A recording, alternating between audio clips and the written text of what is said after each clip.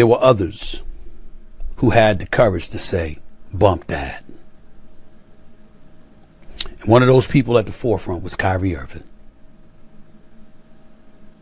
I bring his name up because I had my issues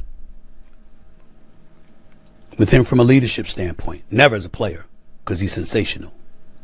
But with him... Have you ever been so convinced someone was wrong, only to look back years later and realize the story wasn't as simple as it seemed? That's exactly what's happening with one of the biggest sports debates in recent memory. Stephen A. Smith, who was once one of, recently admitted he sees things differently now. And for a lot of people, that admission has reopened a conversation that many thought was already over.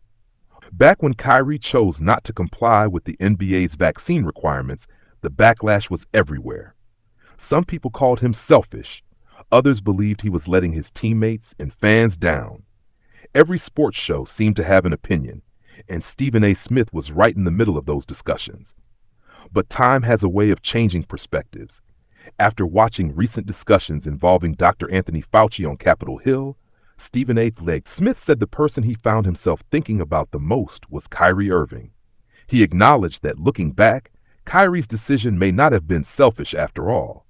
Instead, he described it as brave because Kyrie stood by what he believed, even though it came with enormous consequences. And those consequences were significant. Kyrie reportedly gave up more than $11 million in game checks because he couldn't play home games under the rules that were in place at the time. On top of that, he also missed out on what could have been a massive contract extension with the Brooklyn Nets, reportedly worth around $100 million. Whether someone agrees with Kyrie's decision or completely disagrees with it, it's difficult to ignore the financial price he paid.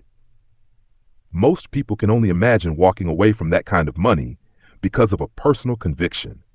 That's one of the reasons Stephen A. Smith's comments have caught so much attention. It's not just that he changed his opinion, it's that he publicly admitted it.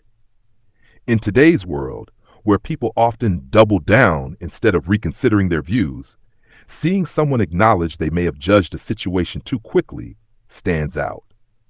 Of course, opinions on this topic are still deeply divided. Some people believe Kyrie made the right choice by staying true to his beliefs regardless of the cost. Others still feel his decision hurt his team during an important period. Both viewpoints continue to exist, and that's part of what keeps this story relevant years later. But maybe the biggest takeaway isn't about who was right or wrong. Maybe it's about recognizing that history often looks different with time. New information, changing circumstances, and reflection can lead people to revisit opinions they once felt certain about. Stephen A. Smith's apology doesn't erase everything that happened, and it probably won't change everyone's mind. What it does show is that sometimes even the strongest critics are willing to admit when their perspective has evolved. And that's a conversation that extends far beyond basketball. What do you think?